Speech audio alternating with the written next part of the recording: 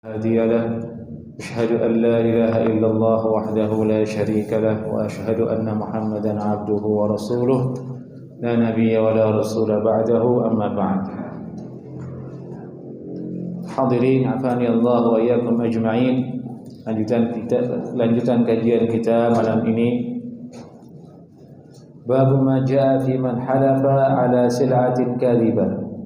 Bab hadis menjelaskan tentang orang yang bersumpah dengan cara dusta atas barang yang dia jual.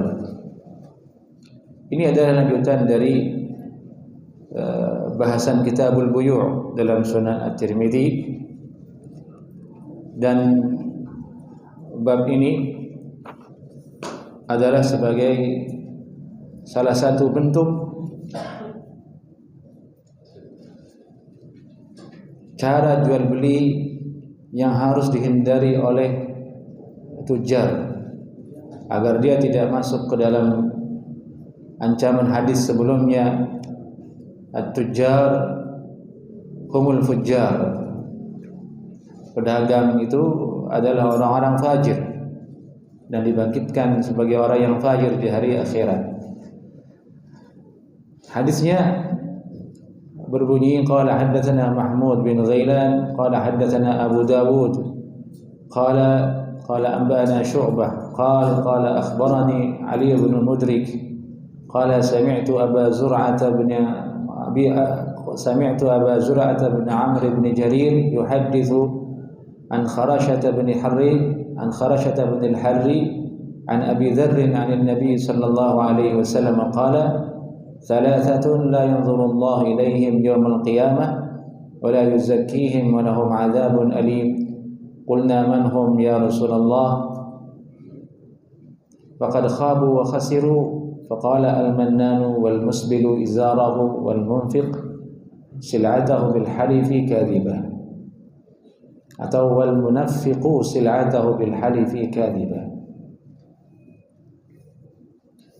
Ini hadis berasal dari Abu Dharr radhiyallahu taala anhu, dari Nabi sallallahu alaihi wasallam. Beliau bersabda, ada 3 kelompok yang tidak akan dilihat oleh Allah Subhanahu wa taala. Allah tidak melihatnya dengan rahmat. 3 kelompok ini di hari kiamat kelak tidak akan dilihat dengan rahmat oleh Allah Subhanahu wa taala. Wala yuzakkihim wa lahum 'adzabun alim. Dan Allah tidak mensucikan mereka dari dosa-dosa mereka. Walahum adzabun alim, dan bagi mereka azab yang pedih. Menunjukkan bahwasanya 3 perbuatan yang akan disebutkan nanti ini masuk ke dalam kategori dosa besar, karena diancam oleh Allah Subhanahu wa taala, tidak dilihat dengan rahmat, tidak disucikan dari dosa, dan diberikan azab yang pedih. Apa itu? Manhum ya Rasulullah, siapakah mereka? Nabi bersabda sallallahu alaihi wasallam, Al-Mannan yaitu orang yang memberi tapi suka mengungkit-ungkit pemberiannya di hadapan orang yang dia beri. Allah berfirman dalam Al-Qur'an, ya ayyuhalladzina amanu la tubtilu shadaqatikum bil manni wal adha. Wahai orang yang beriman, jangan batalkan sedekah kalian dengan menyebut-nyebutnya, bil manni wal adha, dan menyakiti orang yang kau beri. Itu dosa besar, al-mannan.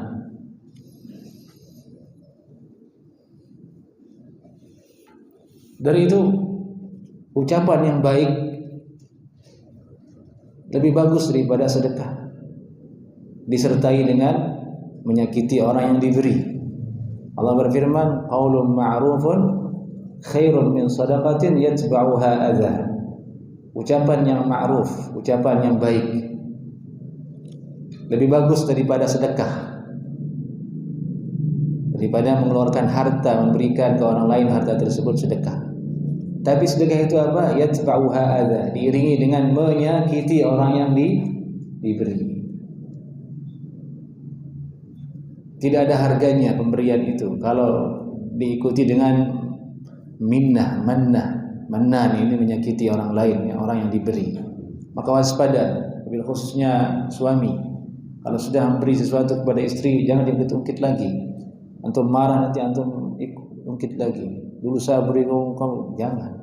Sabar. Karena hadis ini tidak pernah mengecualikan kalau itu terjadi antara suami dengan istri, sama hukumnya. Apakah terjadi di lingkup suami istri ataukah dengan orang lain? Apa yang kita infakkan kepada anak kita, kepada istri kita, jangan ungkit-ungkit lagi di depan dia sehingga membuat dia tersakiti. Kalau memberi ya sudah beri saja. Kalau sakit hati jangan ungkit lagi. Pemberianmu kepada istrimu, kepada anak-anakmu batal pahala, takutnya batal. Dari itu berat enggak jemaah jadi orang sabar? Berat ya jadi orang sabar. Tidaklah mudah. Jadi perlu berjuang, perlu riyadhah, perlu olahraga. Itulah olahraga yang paling berat itu. Berolahraga menjadi orang yang sabar, olahraga emosi, olahraga hati, olahraga jiwa itu yang paling berat. Olahraga fisik mah gampang. Baik. Yang kedua wal musbil izarahu, dan orang yang menjulurkan sarungnya. Isbal itu orang yang menjulurkan sarungnya lebih dari mata kaki. Diancam seperti yang tadi oleh Nabi sallallahu alaihi wasallam. Maka hendaklah seorang muslim menjauh dari perbuatan ini. Hendaklah dia naikkan tuh sarungnya, celananya, jangan sampai menutup mata kakinya, melewati mata kakinya. Tidak harus setengah betis, tidak harus. Nah, yang dilarang itu melewati mata kaki. Itu saja, perhatikan, jangan lewat mata kaki. Jangan lebih dari mata kaki kita itu, jangan lebih itu dari sini. Di atasnya, bagian atas. Tidak harus sampai sini, tidak harus. Nah, yang ada ancaman itu melewati.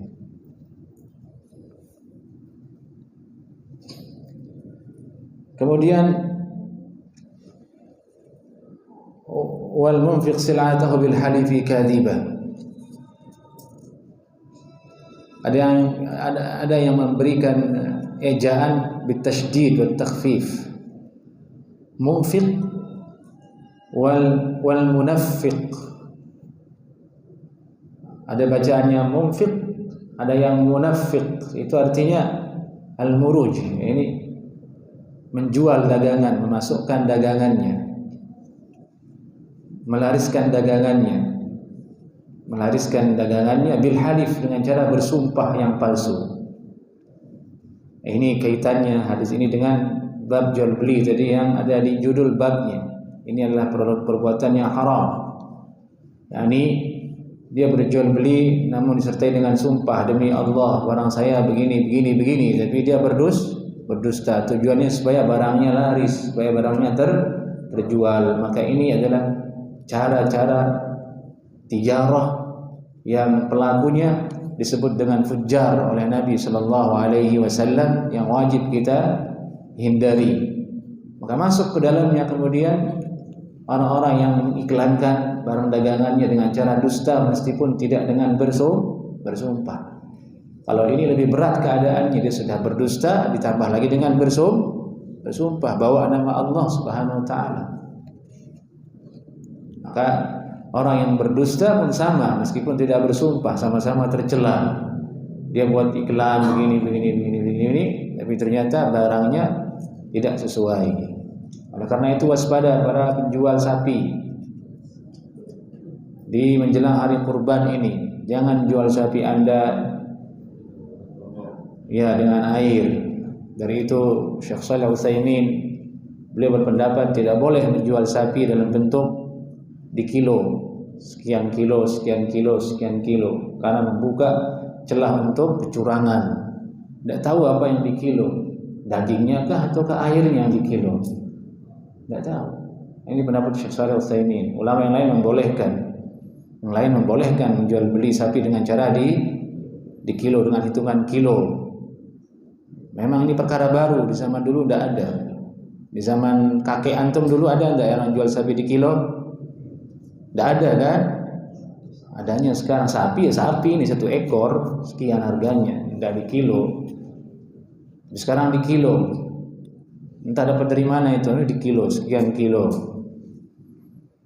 Tanduknya mungkin di kilo ya, tanduknya, kulitnya dan sebagainya.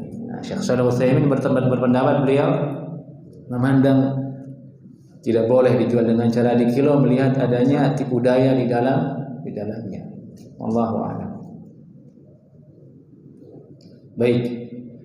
Hadis berikutnya di sini sekarang, babu ma jaa fi tabkir bit tijarah. Bab tentang berpagi-pagi dalam jual beli. Ini di antara salah satu prinsip suksesnya tijarah itu ialah melakukan kegiatan itu di waktu pagi, segera, jangan ditunda-tunda. Dan ini sudah terbukti.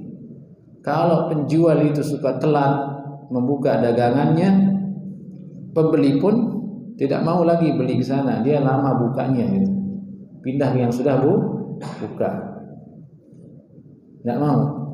Kalau sudah kebiasaan ini tahu, udah sering tutup, orang tidak ke situ lagi. Paling juga tutup gitu katanya. Belum buka dia gitu. Disuruh pagi-pagi untuk mendapatkan keberkahan. Dan sebenarnya ini umum dalam semua perkara, tapi hadisnya menyebutkan tentang jual beli. Qala haddatsana Ya'qub bin Ibrahim ad-Dawraqi qala haddatsana Hushayb qala haddatsana Ya'la ibn Atha an Umarah ibn Hadid an Sakhr al-Ghamidi. Ini nama sahabat Nabi sallallahu alaihi wasallam, Sakhr al-Ghamidi radhiyallahu ta'ala anhu. Beliau berkata, qala Rasulullah sallallahu alaihi wasallam, Allahumma barik li ummati fi bukuriha. Ya Allah, berkatilah bagi umatku ini waktu mereka di waktu pagi. Ini doa Nabi sallallahu alaihi wasallam. Doa Nabi pasti diijabah oleh Allah. Yang artinya berarti waktu yang berkah itu ada pada waktu yang pagi, berpagi-pagi, jangan telat. Ukuran paginya orang Islam itu berbeda dengan ukuran paginya orang kafir, jemaah. Orang Islam itu paginya itu adalah sebelum subuh. Kalau orang kafir paginya jam 7, dia nggak salat subuh soalnya. Kalau orang Islam paginya apa? Sebelum subuh sudah bangun, persiapkan diri untuk salat subuh, untuk luangkan waktu berdoa kepada Allah Subhanahu wa taala, bangunkan keluarga, anak kita, istri kita agar dia bangun ibadah kepada Allah Subhanahu wa taala. Itu harus bagi seorang bapak. Tidak boleh seorang bapak membiarkan anaknya telat, membiarkan istrinya telat salat subuh. Tidak boleh. Anda ditanya nanti di akhirat. Anda harus siapkan pecut di rumah, air, alat-alat untuk membangunkan anak dan istri Anda salat subuh. Apakah Anda rela memberi nafkah kepada orang yang tidak salat? Istri Anda nafkahi, anak Anda nafkahi, tapi tidak salat. Apakah bermanfaat? Ya, buat apa diberi nafkah orang dia nggak salat? Harus dia sholat, ambilkan kayu tuh biar dia bangun sholat. Antum ngamuk di situ, jangan kalem. Ini jadi kebiasaan nanti. Apalagi zaman sekarang orang itu telat bangun, telat tidur, jam 10 belum tidur. Jam 10 itu baru naik keranjang. Jam setengah 11 masih scroll handphone. Jam 11 baru dia tidur. Sedikit bangun jam 8. Terbengkalai semuanya, tidak sholat subuh, tidak nyapu, tidak cuci piring, tidak gosok, tidak ada keberkahan sama sekali. Dan itu yang diberlakukan di pesantren, kan? Santri bangun pagi-pagi semuanya, itu berkah. Tapi ketika dia pulang, mudah-mudahan itu bisa dibawa sama santri itu. Takutnya jadi kembali ke settingan awal, telat lagi bangun. Yang paling bahaya adalah kalau kepala keluarga kita, suami yang telat bangun, itu yang paling berbahaya. Hilang berkah di keluarga kalau kita jemaah telat bangun salat subuh. Tidak bisa kita beri contoh yang baik untuk istri kita, ke anak-anak kita. Kita kehilangan keberkahan.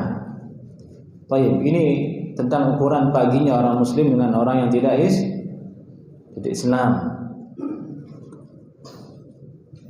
Qala wa kana idza ba'atha sariyatan aw jaishan. Ini berkata Sakhr Al-Ghamidi radhiyallahu taala anhu melanjutkan,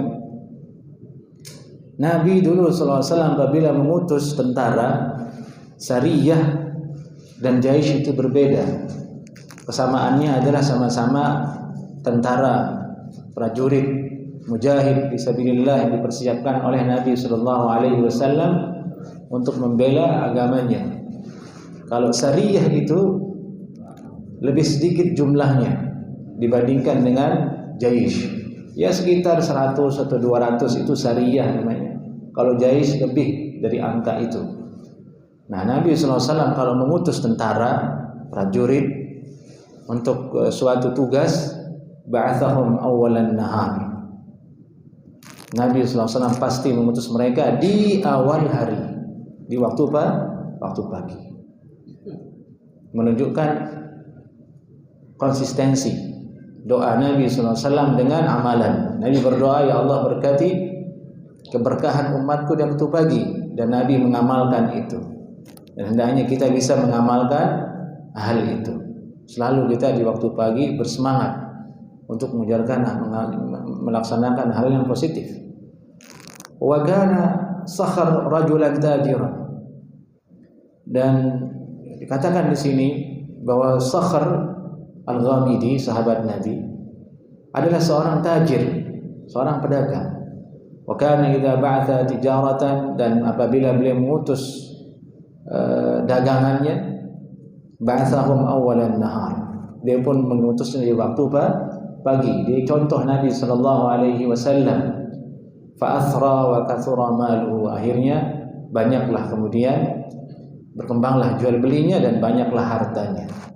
Ini menunjukkan keberkahan waktu pagi bagi orang-orang yang melakukan jual beli ataupun hal lainnya.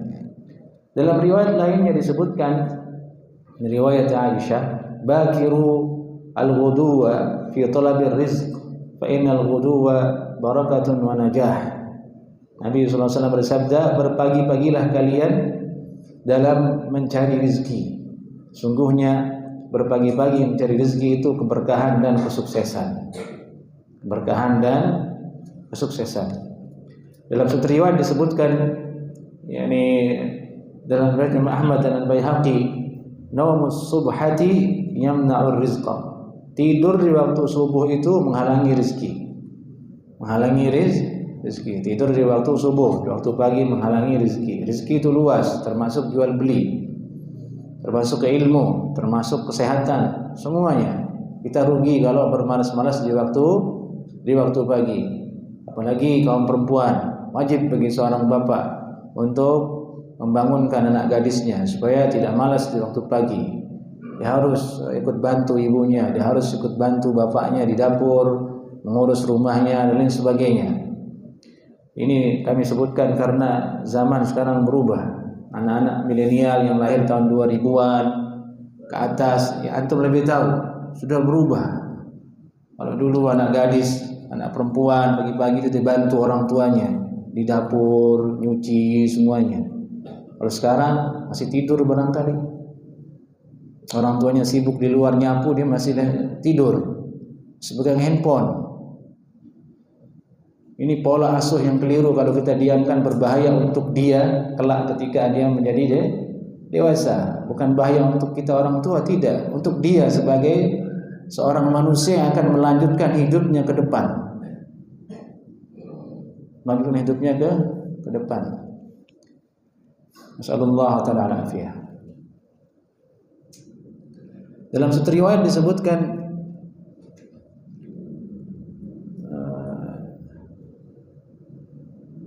Inna Allah yaqsimu arzaqan nas ma baina tulu'il fajri ila tulu'il syams. Ini riwayat Al-Baihaqi. Sungguhnya Allah Subhanahu wa taala membagi rezeki orang-orang di antara tulu'il fajr ila tulu'is syams. Yani terbitnya fajar subuh sampai terbitnya matahari. Nah, ini waktu yang paling berkah. Di situ waktu keberkahan Allah membagikan rezeki kepada hambanya. Dalam satu riwayat disebutkan naha Rasulullah SAW anin naum qabla tulu'is syams. Nabi SAW melarang tidur sebelum terbitnya matahari. Ini riwayat Ibnu Majah. Ini hadis-hadis ini menunjukkan tentang berbahayanya bermalas-malasan di waktu pagi. Secara umum, wabil khususnya orang yang ingin berusaha dan jual beli, tidak boleh dia gagal di waktu pagi. Dia harus bersemangat. Dia harus bersemangat. Diawali harinya dengan ibadah kepada Allah, berdoa, kemudian dia tawakal, membuka usahanya, membuka jual belinya. Insyaallah taala Allah akan berkahi. Baik. Hadis berikutnya, babu ma jaa fi rukhsah fi syara'i ila ajal. Ini bahasan tentang jual beli yang dilakukan Nabi sallallahu alaihi wasallam, yaitu tentang bolehnya berhutang dalam jual beli. Ar-rukhsah fi syira' ila ajal. Ada keringanan membeli sampai tempo tertentu. Yani dibayarnya belakangan, ditempo nanti dibayar belakangan. Yang ajibnya di sini hadis ini yang melakukan itu adalah Nabi sallallahu alaihi wasallam. Dalam Sahih Bukhari, hadis ini diberikan judul oleh Imam Bukhari, babu syira'in Nabi sallallahu alaihi wasallam bin nasi'ah. Bab Nabi sallallahu alaihi wasallam membeli dengan cara nasi'ah. Nasi'ah itu dibayar belakangan. Nasa artinya diundur. Nasi'ah diundur pembayarannya, barangnya lebih dulu ada. Dan Ibnu Hajar menjelaskan dalam Fathul Bari bahwasanya kemungkinan Imam Bukhari rahimahullahu taala ingin meluruskan hayalan orang-orang yang kalau ada yang berhayal bahwasanya Nabi sallallahu alaihi wasallam tidak pernah jual beli dengan cara dihutang. Itu hayalan atau gambaran yang keliru. Ternyata Nabi pernah melakukan itu. Membeli dengan cara dibayar hutang. Ajib, subhanallah. Saya juga baru tahu nih hadis. Nabi pernah seperti itu. Beli tapi bayarnya belakangan. Sallallahu alaihi wasallam. Qala hadatsana Abu Hafs Amr bin Ali qala akhbarana Yazid bin Zurai qala akhbarana Umarah ibn Abi Hafsah qala akhbarana Ikrimah an Aisyah qalat kana ala Rasulillah sallallahu alaihi wasallam thawbani fitriyani ghalidhan. Dulu Nabi sallallahu alaihi wasallam memiliki dua buah pakaian. Dua buah pakaian ini modelnya kitr. Wallahu a'lam bagaimana bentuknya. Ghalidhan yakni bahannya itu agak tebal, berat. Untuk membayangkan punya pakaian tapi bahannya tebal dan berat dan ada di Saudi Arabia. Panas tidak? Panas. Andai pun kena air jadi berat. Istilahnya kalau sekarang itu karung goni kan. Karung goni itu tebal dipakai jadi berat. Ghalidhan. Nabi punya pakaian yang seperti ini. Ini menunjukkan kesederhanaannya Nabi sallallahu alaihi wasallam. Fakana idza qa'ada fa'ariqa thaqula alaihi. Nabi sallallahu alaihi wasallam kalau duduk kemudian berkeringat, thaqula alaihi. Yani baju ini berat, menjadi berat, memberatkan Nabi sallallahu alaihi wasallam. Faqadima bazzun minasyam li fulanin al-yahudi. Lalu datanglah barang dagangan dari Syam berupa bazz, yakni bahan yang lebih lembut lagi. Bahan yang lebih lembut lagi. Li fulanin al-yahudi. Barang dagangan ini milik orang Yahudi. Jadi orang Yahudi ini dari dulu kaya-kaya ya. Sampai sekarang kan, ekonomi itu dia kuasai. Sampai kita mau boikot aja nggak habis-habis, itu ada terus. Saking kayanya. Di zaman Nabi nggak begitu. Ini mereka yang orang Yahudi yang punya. Faqultu law ba'athta ilaihi fashtarita minhu thawbain ila al-maisarah. Yani lalu saya berkata, yani Ummul Mukminin mengusul ke Nabi sallallahu alaihi wasallam, kalau saja sekiranya antum berkenan mengutus seseorang ke orang Yahudi ini untuk membeli darinya 2 pakaian ilal maisarah, sampai tempo nanti ada duit dibayar belakangan. Maisarah artinya waktu mudah, ada uang, ambil dulu pakaian itu, bayarnya belakangan. Fa arsala ilaihi, Nabi pun mengutus seseorang ke sana. Ini menunjukkan jemaah kesederhanaan hidupnya Nabi sallallahu alaihi wasallam. Dan Nabi tidak pernah mengeluh tentang itu. Beda dengan kita, suka mengeluh. Padahal pakaian kita bagus-bagus, makanan kita enak-enak, kita juga dingin-dingin di AC, tetap saja mengeluh. Tidak bersyukur kita. Nabi SAW, yakni panutan kita seperti itu. Dan beliau melakukan ini untuk mendidik kita supaya bisa seperti beliau, menjadi seorang yang bersabar, tangguh, tidak banyak mengeluh dan bersyukur dengan apa yang Allah berikan. Dan kenapa bisa seperti itu Nabi SAW? Karena beliau lah orang yang paling bertakwa. Keimanannya tidak bisa ditulis dengan kata-kata. Hari akhirat itu pernah beliau lihat sallallahu alaihi wasallam, pernah Isra dan Mi'raj, dan lihat ini isinya neraka, ini isinya surga. Nanti di akhirat begini. Sudah ainul yaqin. Itu yang menjadikan tidak ada selera untuk dunia. Buat apa? Kalau kita kan tidak, hari ini datang jenazah, kita ingat sebentar saja nanti orang mati seperti itu. 5 menit setelahnya, bagus ya itu ya. Disebutkan ada seorang salaf melihat jenazah lewat, mau'izah balighah, ini adalah nasihat yang paling kuat. Kemudian wa ghaflah syadidah, dan setelahnya kelalaian yang sangat keras. Ini susah istiqomah kalau kita ini. Ini kita ingat hadis ini begini, kita baca, nanti selesai salat Isya kabur, lain lagi urusan itu. Enggak ada yang kita ingat ini. Yang kita ingat dunia semua. Allahul musta'an. Faqala qad 'alimtu ma yuridu, innama yuridu an yadhhaba bi mali aw bi darahimi. Sampai sana utusannya Nabi, ini orang Yahudi ini bukannya mau menerima. Dia malah berkata, saya tahu dia tidak ingin beli sesungguhnya, dia hanya ingin mengambil harta saya dan dirham saya saja. Faqala Rasulullah SAW, kadzab, dia berdusta. Qad alima anni min atqahum lillah. Mereka sudah tahu sesungguhnya saya adalah orang paling bertakwa kepada Allah, wa adahum bil amanah, dan mereka sudah tahu saya adalah orang yang paling amanah dalam menunaikan sesuatu, menunaikan hutang. Nah, ini dalil kata ulama bolehnya orang berhutang. Nah, ditunggu sampai mudah. Itu salah satu solusi dalam ekonomi Islam. Orang yang tidak punya harta itu dengan berhutang terlebih dahulu, dibayarnya nanti. Jadi hutang itu tidak haram jamaah, boleh hukumnya. Kalau haram tidak mungkin Nabi melakukannya SAW. Memang ada sebagian orang di media, di YouTube atau yang lainnya sangat keras untuk mengatakan jangan berhutang.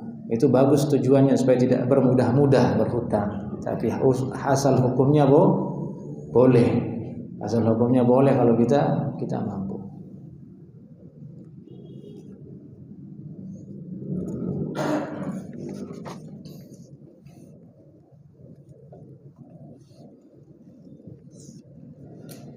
Baik, hadis kedua dalam bab ini, qala haddatsana Muhammad bin Bashar, qala haddatsana Ibnu Abi Adi wa Utsman bin Umar عن هشام بن حسان عن عكرمة عن ابن عباس قال توفي النبي صلى الله عليه وسلم ودرعه مرهونة ب20 صاعا من طعام أخذه لأهله. قال أبو عيسى هذا حديث حسن صحيح. Dari Abdullah bin Abbas beliau berkata, Rasulullah SAW wafat meninggal dunia, wa dir'uhu marhuna. Sementara dir' itu pakaian perang yang terbuat dari besi zaman dulu. Ini bentuknya seperti cincin kecil-kecil, tapi disambung-sambung, jadi menjadi bahan pakaian. Dir' namanya. Ini anti tusuk, anti apa namanya? Anti bacok, anti tusuk, anti itulah semuanya. Zaman dulu. Marhuna, dalam keadaan digadai. Dalam keadaan digadai. Jadi menggadai itu masuk ke dalam piutang. Nah, masuk ke dalam piutang. Dia butuh sesuatu, dia ambil dari orang, dia punya barang itu diserahkan ke dia sebagai wathiqah. Wathiqah itu artinya sebagai jaminan. Nah, sebagai jaminan. Jadi ingat sekali lagi, marhunah, rahan, gadai. Ini adalah salah satu dalil tentang bolehnya gadai hadis ini. Nabi SAW meninggal dunia, pakaian perangnya tergadai. Dengan apa? Bi'20 sa'an min ta'amin. Dengan 10 sa' makanan. Akhadhahu li ahli. Nabi SAW mengambil itu demi keluarganya. Jadi Nabi SAW minjam 10 sa' makanan. Satu riwayat mengatakan dari Yahudi. Dari Yahudi.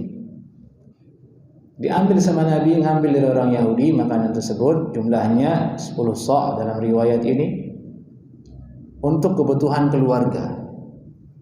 Untuk kebutuhan keluarga. Jaminannya apa? Dir', pakaian perang. Jaminannya seperti itu. Ini gambaran bagaimana kesederhanaannya Nabi SAW. Kita lanjutkan hadis berikutnya, baru kita jelaskan nanti kemudian. Ini riwayat berikutnya menjelaskan lebih detail tentang hal yang tadi.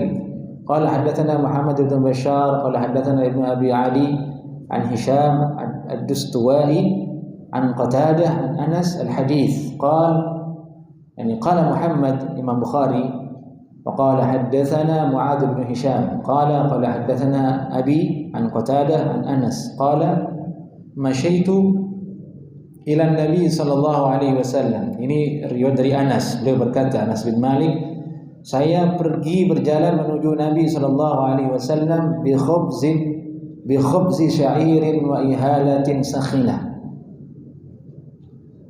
Yani dengan membawa roti gandum, wa ihalah ini sejenis lauk daging, sejenis daging sudah diolah, lauk lah intinya. Sanikhah, ihalatin sanikhah. Sanikhah itu artinya yang sudah agak berubah baunya, tidak segar lagi,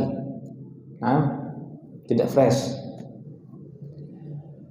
Walaqad ruhina lahu dir'un 'inda yahudiyyin bi'20 sa'an. Dan sungguh baju perang beliau telah digadai di sisi orang Yahudi dengan 20 sa'. Ini perbedaan riwayat. Riwayat Ibnu Abbas mengatakan 10 sa', yang ini mengatakan 20 sa'. Kata ulama, rawi hadis memberitakan berbeda-beda, namun tidak ada masalah. Mereka meriwayatkan mana yang paling terakhir, biasanya itu 20 sa' makanan. Akhadhahu li ahli. Dia ambil makanan itu untuk keluarganya. Diambil dari mana? Yahudi. Ini menguatkan hadis yang pertama tadi. Mengambilnya dari Yahudi. Di situ pertanyaan, kenapa Nabi tidak mengambil ke sahabat? Tidak mengambil pinjaman dalam bentuk rahan, dalam bentuk gadai. Kenapa Nabi tidak menggadai pakaiannya ke sahabat? Dijawab oleh ulama. Pertama, imma li bayanil jawaz. Satu, untuk menjelaskan hukum bahwa bolehnya bermuamalah dengan orang Yahudi selama orang Yahudi itu tidak zalim. Ini kan Nabi bertetangga, berarti di Madinah kejadiannya, orang Yahudi masih di Madinah, boleh. Nah, di hari ini kan tidak ada orang Yahudi di Bekasi, ya. Nah, yang ada orang yang lain selain Yahudi, kan orang Kristen, orang Cina. Boleh tidak bermuamalah? Boleh bermuamalah dengan dia. Orang Islam dari itu tidak boleh kalah dalam hal ini dengan orang yang Cina, orang yang Kristen. Jangan sampai terbentuk image kalau itu jujur, kalau itu jenggotnya doang. Jangan sampai. Kan ada yang seperti itu hanya jenggot dan cingkrangnya aja, tapi muamalahnya auzubillah katanya. Enggak amanah. Ini bahaya. Sangat berbahaya. Nah, ini hikmah pertama, li bayanil jawaz. Aw li annahum lam yakun 'indahum idzaka ta'amun fadil an hajatihim. Atau ketika itu para sahabat memang juga sama posisinya seperti Nabi, tidak punya makanan. Sama-sama tidak punya. Buku sahabat juga tidak punya. Tapi ini kecil kemungkinan para sahabat di Madinah ada yang kaya, ada Abdurrahman bin Auf dan lain sebagainya. Para sahabat pasti tahu keadaan itu. Tidak mungkin beliau biarkan nabinya seperti itu. Kecil kalau ini kemungkinannya. Au khasyiya annahum la ya'khuduna minhu thamanan aw 'iwadan. Ini yang terakhir, yang paling menarik. Hikmahnya Nabi khawatir kalau akan mengambil dari sahabat tidak mau dibayar. Yang akhirnya jatuh kepada membeli atas nama dirinya. Saya ini Nabi, saya ambil gratis. Tidak mau Nabi sallallahu alaihi wasallam. Ibaratnya sekarang, saya ini ustaz, saya ambil gratis. Nabi tidak mau seperti itu. Sallallahu alaihi wasallam, itu bentuk wara'nya. Dan ini diamalkan oleh para ulama.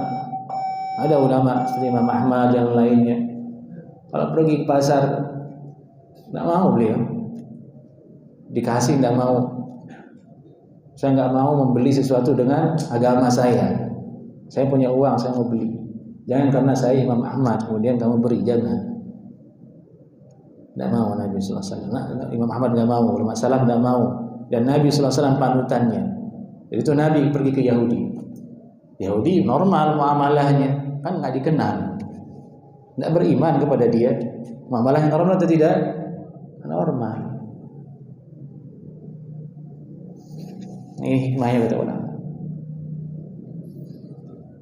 Inilah waraknya Nabi kita sallallahu alaihi wasallam, akhlaknya sangat tinggi Nabi kita Muhammad sallallahu alaihi wasallam. Baik, silakan azan dulu.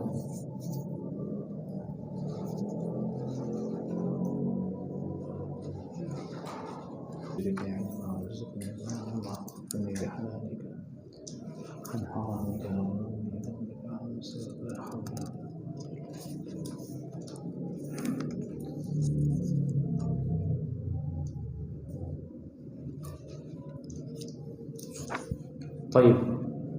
Hadis ini Bapak-bapak yang kami muliakan, hadis Anas dan hadis Ibnu Abbas yang tadi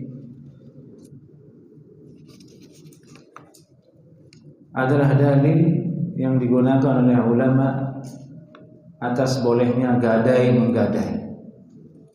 Paham? Inilah dalilnya boleh pergadaian. Jadi hukum bergadai apa? Boleh pada dasarnya. Dalilnya mana? Ini yang ada di hadis. Dalam Al-Quran juga ada disebutkan. Allah berfirman, wa in kuntum ala safarin wa lam tajidu katiban farihanun maqbudah.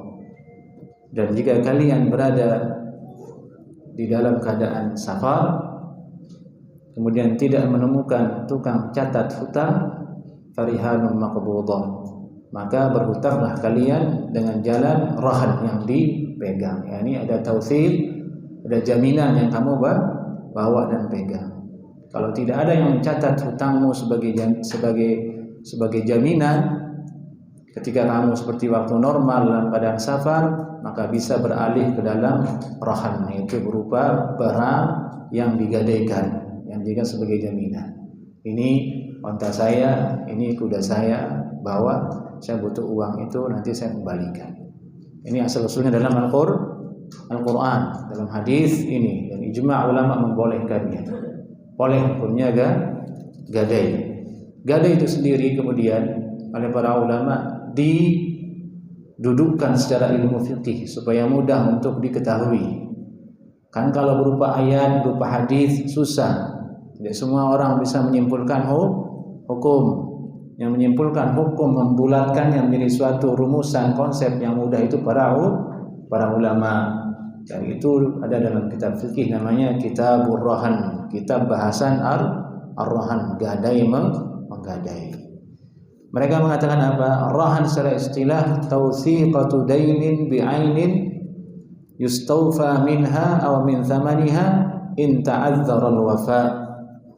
Jaminan hutang dengan suatu barang, jaminan atas hutang dengan suatu barang, yustawfa minha, di mana nanti hutang itu kemudian dibayarkan, dilunasi.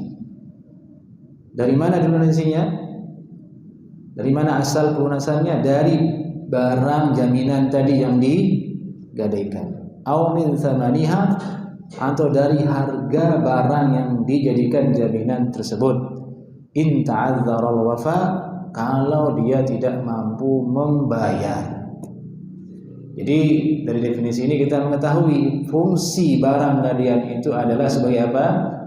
Jaminan hutang. Orang kalau sudah berjanji, saya hutang 200 juta, ini saya punya rumah, saya gadaikan, hutang saya insya Allah selama setahun atau selama 6 bulan, saya lagi butuh uang, usaha saya sedang butuh tambahan modal, ini rumah saya gadaikan. Nanti setelah 6 bulan kemudian ternyata tidak mampu dia membalikkan hutangnya 200 juta, apa yang dilakukan? Yustaufa minha, itu yang tadi itu, dilunaskan hutang tersebut dari rumah jaminan tersebut atau dengan hartanya, dengan harganya, dijuallah rumah itu,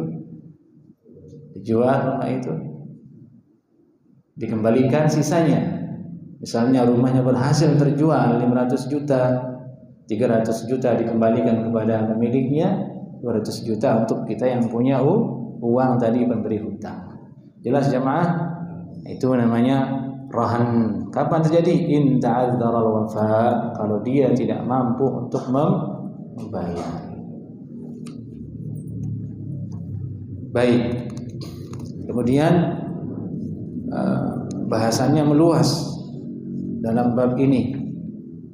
Di antaranya kemudian yang paling menonjol itu adalah bagaimana hukumnya memanfaatkan barang gadaian.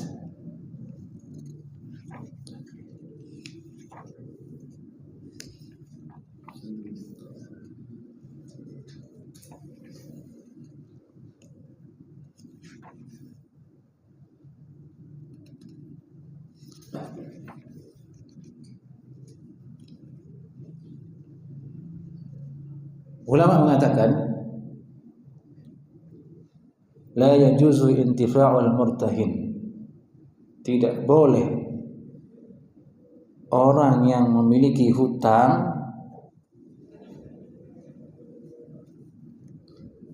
menggunakan barang gadaian tersebut. Ini ittifaq ulama yang 4, Malikiyah, Syafi'iyah, Al-Hanabilah, Al-Hanafiyah. Haram hukumnya. Tidak boleh digunakan barang itu tidak boleh dimanfaatkan barang itu untuk kemaslahatan pribadi dia yang memberikan hutang. Kenapa demikian? Untuk menghindari syubhat riba. Karena kalau dia mengambil manfaat dari jaminan tersebut, artinya dia mengambil manfaat dari hutang yang dia berikan kepada orang lain, menyalahi asal usul akadnya, yaitu menolong orang lain. Hutang itu kan menolong orang lain. Kalau diambil keuntungan darinya, keluar dia dari tujuan tersebut, jatuhlah dia ke riba.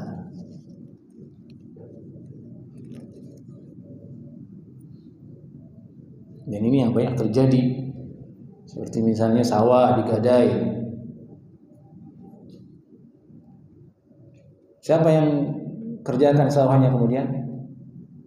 Biasanya saya punya uang, datang petani, ini sawah saya Pak, saya butuh uang 100 juta, ya ini uang 100 juta. Sawahnya 1 hektar misalnya, atau setengah hektar. Mestinya sawah itu adalah jaminan. Memang dia berada di tangan saya, tapi dia amanah, tidak boleh saya sia-siakan. Yang terjadi adalah saya ambil manfaat kemudian dari sawah itu.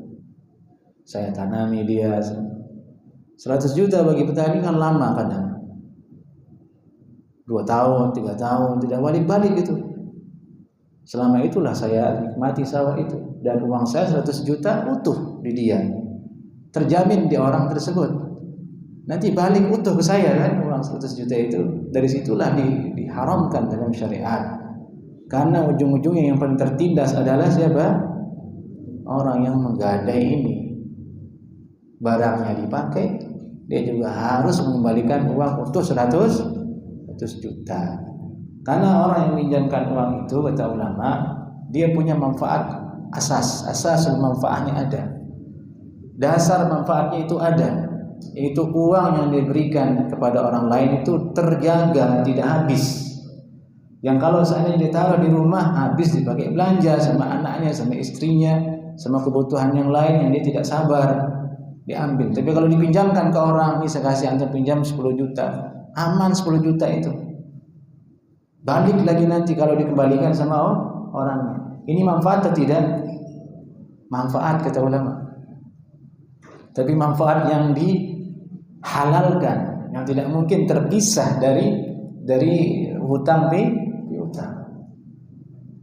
Nah, jangan sampai manfaat itu lebih kemudian. Di sini lebih manfaatnya, sawahnya saya kerjakan lagi, saya ambil manfaatnya, saya tanami, saya jual dan sebagainya. Nah, ini aturan dalam ar-rahan. Apalagi kalau contohnya pegadaian yang ada di sekarang, gadaikan laptop Anda, gadaikan semuanya. Saya itu kurang mengerti kalau itu bagaimana muamalahnya, tapi cukup mencurigakan, wallahu a'lam. Mungkin ada denda barangkali kalau telat atau bagaimana sebagainya, maka kita hindari, jauhi yang seperti itu karena jatuh kepada riba. Jatuh kepada riba. Hendaklah bersabar. Kalau tidak terlalu urgen yang kita ingin raih itu, bersabar sebagaimana Nabi kita bersabar. Jangan gadaikan barang hanya untuk hal-hal yang bersifat tidak prinsip gitu, tidak mendasar. Kalau hanya untuk gaya-gayaan, nauzubillah min dzalik. Apalagi kalau untuk investasi yang tidak jelas, diiming-imingi begini begitu, tidak jelas, jauhi semua itu. Kita ikuti Nabi kita sallallahu alaihi wasallam. Ini sabar sederhana.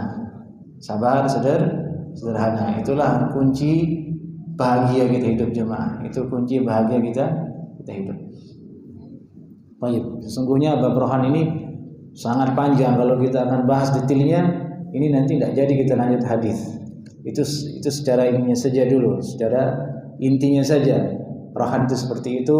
Yang terlarang adalah memanfaatkan barang gadaiannya. Baik. Ada yang ditanyakan jemaah? Silakan. Assalamualaikum.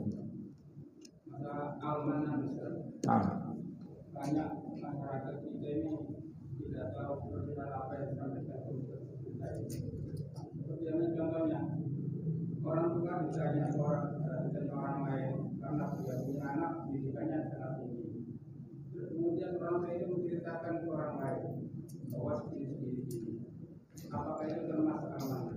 Kemudian bagaimana kalau kita kepada anak, sedangkan anak ini anak orang tua itu hanya untuk menasihati supaya dia itu betul-betul mencari jalan. Apakah itu termasuk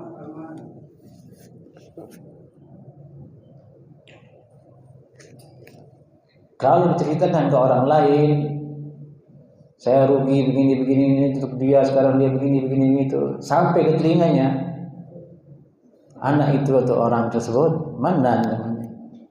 Satu ghibah, kedua mannan. Karena cerita ke orang lain. Ghibah kan, kalau didengar dia tersinggung juga. Sampai ke telinga dia lagi jadi dua, sudah ghibah jadi mannan.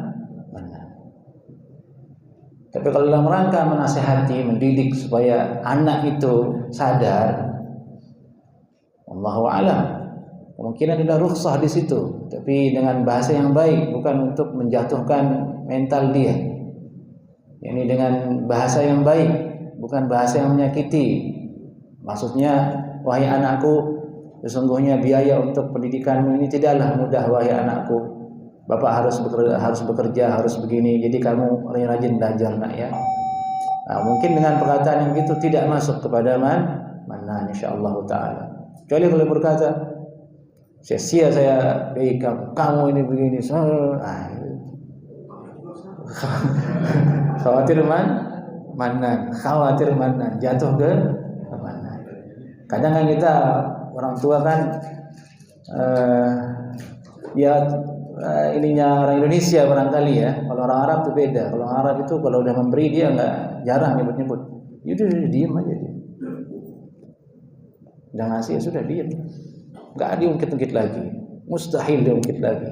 Nanti dia sadar itu menyakiti orang yang diberi, termasuk anak sendiri, apalagi anak sendiri. Lebih bagusnya sih jangan. Kita cari pola yang lain untuk menumbuhkan kesadarannya. Seperti di embargo, tidak dikasih biaya tanpa harus berkata-kata, tidak lagi dikasih, tidak lagi diberi, dikurangi jatahnya. Tapi kalau berucap, nah ini kita belajar bersama untuk menghindarinya, khususnya ketika kita emosi ya, karena ketika emosi itu kadang tidak teratur, omongan kita, pembicaraan kita, semuanya keluar, sampai khawatir mas kawin aja keluar dulu, mas kawin makan. Alhamdulillah nih. Baik ikhwan, habis sini dulu ya. Assalamualaikum warahmatullahi wabarakatuh.